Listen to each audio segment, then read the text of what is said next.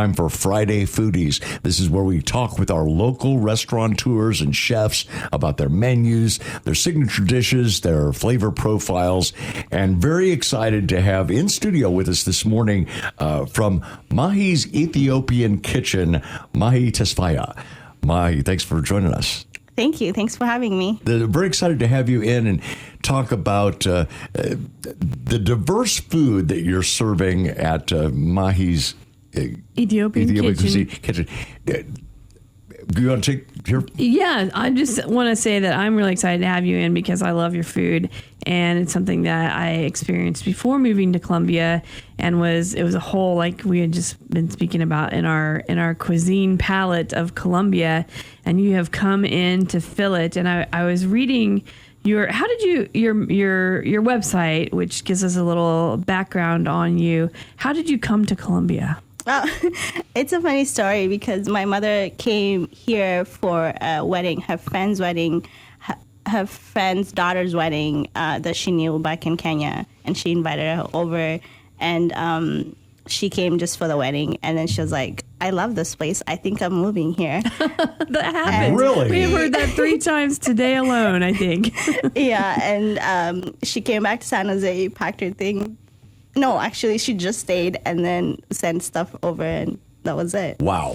Oh my gosh. That's a great story. And then you decided I'm gonna do that too, because you guys were running. You had run an Ethiopian restaurant in Kenya. Yes.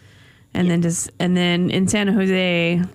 That was not possible. It was too expensive. Okay. Yeah. Does she help with the restaurant? Initially, she gave me all the secret recipes. Now that, the ones that she's been hiding. Well, let's talk a little bit about those recipes, because you've got some interesting flavor profiles. There's a lot of beef and chicken in here. Stews seem to be a big part of the dish. What would you say your flavor profile is? I think there's so many layers to it, but the most popular ones I feel like is the fennel is one of them, and then there's black cardamom, which is not as popular, and then there's cilantro, like dried cilantro. All those are like most of the... So when you're describing your food to people that may not know what it's about, how do you describe it? I would say it's so hard to explain, but I'll say it's just flavorful. Not spicy, but flavorful. Now, you do have some stuff that's got some heat to it, right? A kick to it on a one level. Okay. Oh, so okay. Yes. So when you look at the menu and it says K-Watt spicy, that's going to be something the average American can handle. Yes, because I lowered the heat way, way down because I figured a lot of people wouldn't. Yeah. Can you order it from a spice level? Like, say I want level 2 or 3? Not really, because they're stews and it takes so much time to make. So I just make them in one big batch and just try and make it as less spicy as I can. So looking at the main dishes, one of the ones is Doro Wat. Explain that to me. It's a stew, right? Yes. It's a chicken stew, but the flavor is different, and it takes so much time compared to all the other ones because the onions have to simmer in there for hours, and then all the spices, like the flavors, you have to add one spice at a time to layer that flavor up. Oh, wow. So, yeah. So this takes days? From probably if I get there, that's the first thing I start with. If I get there at 6, maybe by the time it's 8:30ish, it should be done. So maybe 2 or 3 hours. Oh, okay. Yeah. Okay. Yeah. Okay. And K-Watt that's beef that's stewed in there, sautéed in butter and simmered in a hot sauce, seasoned with spices and fresh herbs. Rice with cumin, coriander, onions, and berabero. What is that? So it's a spice mix. It's like a paprika spice mix, but just has more spices to it. It's on the hot side, so it's a mixture of spices like dried serranos and stuff. Oh, yeah. Okay. Mahi's Ethiopian Kitchen is in Alley A. We should be telling people. Yeah. It's down in Alley A. Look for that. It's Friday Foodies, and we are talking with Mahi Tesfaye of Mahi's Ethiopian Kitchen. This has been an interesting conversation. Now, there are combo plates that you sell at Mahi's Ethiopian Kitchen that feed 2 or 3 people, and a good variety of vegan dishes. Now, that's a big part of your menu, isn't it? Yes.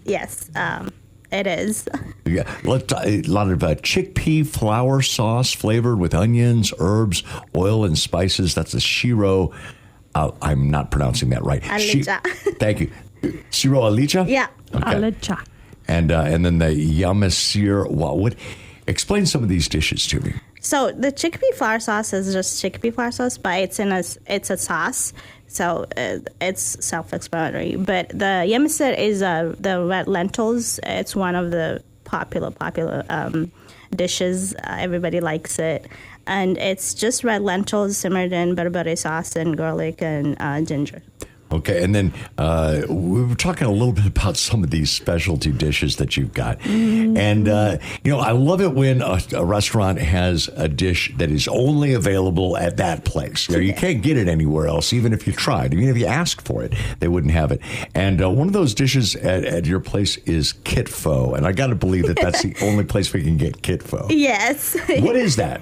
So it's the leanest red meat simmered with ghee. It's clarified butter, some black cardamom, and meat pita. It's like a spice blend, and it's just it usually served raw. So if you eat your steak rare, that's your to go. But we can always do medium and well cooked as well. I'm a rare meat guy. I like it a little bit bloody. So minced beef meat tartare is just right for me. And then this juicy siga tibs. I think I'm pronouncing that right. That is a beef dish that you serve with onions and jalapenos. This looks really spicy. Well, the jalapenos is just there for garnish, but we can always take that out. But it's super mild. Okay. Right. Jalapenos are kind of they're not so spicy. Yeah. They're kind of okay. Extra flavor profile. Yes. Explain how's Ethiopian coffee with jabina?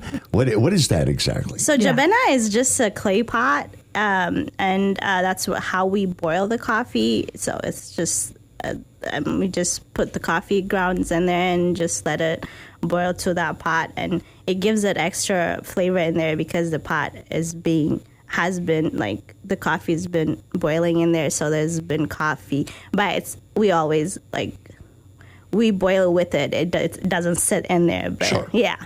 But filter out. Yeah, and it's a shareable. When you see jabana, it's usually shareable. Most of the things on the menu is shareable. So. And then the 2 to 4 Cinnabona, I'm not saying that right. Yeah, the Cinis are just tiny espresso cups. Oh. Yeah, so... Okay. So that's how many you get out how of the many small you get jabana. in a small, okay. yeah. Okay, that makes sense. Well, and it's a treat to get that Ethiopian coffee. It's going to taste a little different than... Yes. Yeah. Mahi, let me ask you, what got you into cooking? In general, is there some culinary training that you took, or is this all just learned from the family and kind of recipes that have been handed down? Yes. So it's basically just my mom's recipe handed down. She had restaurants in Kenya for 20 years. My entire childhood, I guess, is I've always been around her cooking, helping. So that's just how I got my training. And as I grew older, she started giving me the recipes little by little just to see if I'm there yet. She tested you. She did. And then along the way. All right, Berg. Are we missing anything? Is there any kind of a secret menu item that you have maybe at Mahi's Ethiopian Kitchen where it's not necessarily on the menu, but, if you ask for it, we can make that for you. Is there anything like that? I have college kids or other Ethiopians that really want something, but it's never on the menu, so they'll ask me. And usually it's if it's a breakfast stuff, they'll call, because I'm closed on Sundays, so they'll be like, hey, I need gum for tomorrow. So it's like a special meal for breakfast. So just because they miss home and they want something from home, so I'll just make those. And they know they can count on you to make that. Yeah. That's fantastic. All right, very good. We are talking again with Mahi Tesfaye of Mahi's Ethiopian Kitchen. And let's tell people that you're in Alley A. Off 9th Street. Right. Yes. Off 9th Street or 10th. Or 10th, I guess. Either way. You can walk get there. in there and just go in there. You got some seating area where people can come in and have a meal. And it's very pleasant. And what time are you open? Fireplace. Does the fireplace work? It doesn't work. Okay. It's cute. And what are your hours? Wednesday through Saturday, noon to 7:30. Noon to 7:30, Wednesday through Saturday. Yes. All right, very good. Thanks for visiting with us. Thank you so much for having me. It's been very nice talking with you, and we're looking forward. I'm definitely looking forward to the kit pho. We are going to go and get that for lunch today. All right, Friday Foodies. We talk with our local restaurateurs and chefs, and our guest today has been Mahi Tesfaye. We have come to the time in the interview where we like to ask you to name somebody else that you think is doing a great job. Is there another restaurant that you particularly enjoy? I love the Syrian place. Yeah. I really love that place. And then Abi's samosas are the best too. And I love House of Chow. That's The House of Chow. House of Chow. That's come up several times. All right. Yeah. Very good. All right, Mahi, thank you very much Thank you for so joining much. us.